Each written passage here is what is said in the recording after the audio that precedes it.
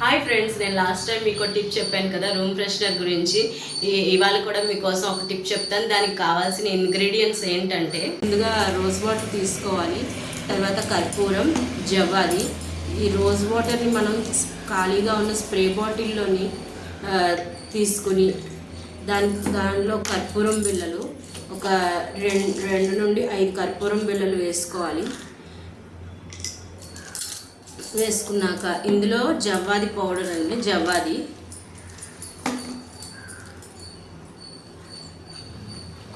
ఇదే మనకి మెయిన్ అన్నమాట. జవ్వాది చాలా మంచి ఫ్రాగ్రెన్స్ వస్తుంది.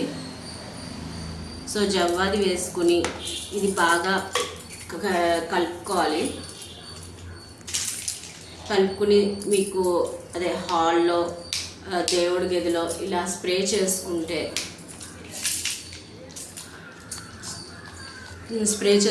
చాలా మంచి వాసన వస్తుందండి. Thank you friends.